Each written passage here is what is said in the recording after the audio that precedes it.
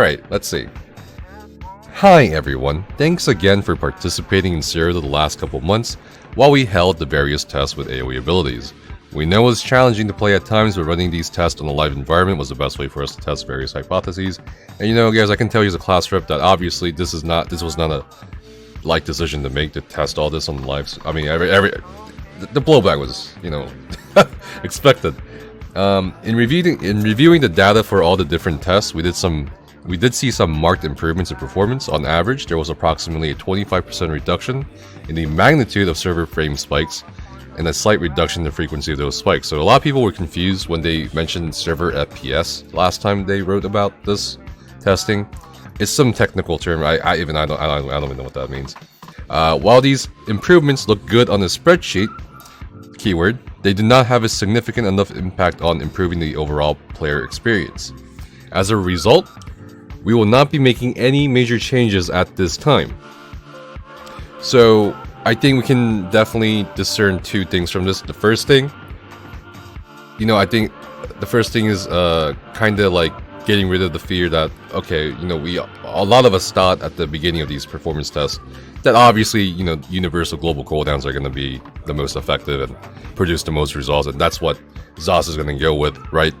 But it seems like even with the very intensive global cooldown tests in the last 2 weeks of the testing, where they basically stacked pretty much all the tests together in the last 2 weeks, they only got a 25% reduction, and that's not good enough for them. So what this means to me is that they're just gonna scrap this idea of global cooldowns because, okay, first of all, it just doesn't make sense financially or as a company. One, you're gonna be kind of committing suicide if you go with global cooldowns. I mean, the whole point, not the whole point, the whole reason why so many people have fallen in love with ESO is also its combat system. It may be housing for a lot of people, it may be, you know, questing for a lot of people, it's also PvP. For example, I myself got into this game because of PvP, and I can assure you that a lot of other players have also gotten into this game because of PvP.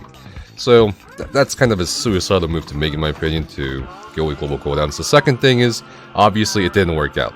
So it's definitely not just AoEs that are causing the issues, right? So as a result, they're not going to make any major changes at the time. And they also note they don't have a significant enough impact on improving the overall player experience. So this tells me, okay, maybe they should look at other causes, in my opinion. Like, maybe there's like really deep-rooted causes somewhere.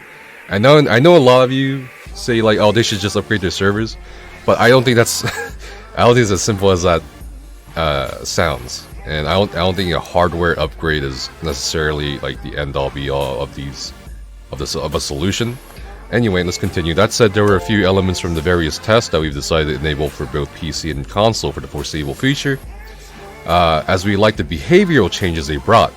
Starting on Monday, November 9th for console and November 16th for PC, we'll be limiting group sizes in Zero to 12 players, and all allied targeted abilities will only apply to the designated group.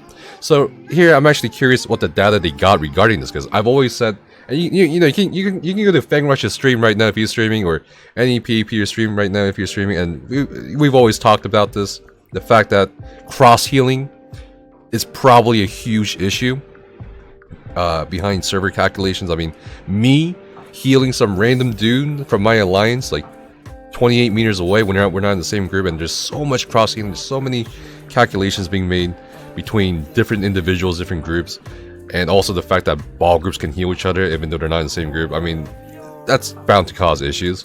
So I think this is a great change personally. I think limiting group size to 12 players, meanwhile only the people in your group can heal you, and you can only heal people in your group.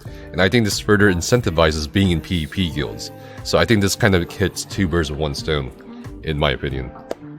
Anyway, as for next steps, we're going to take some time to consider future tests we'd like to run. None of these will occur until sometime after the new year.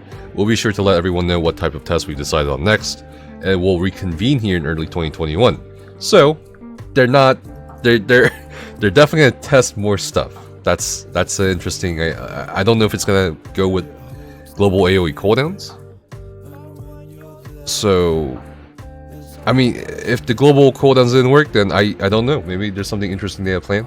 or an idea they gleaned from the data, I don't know.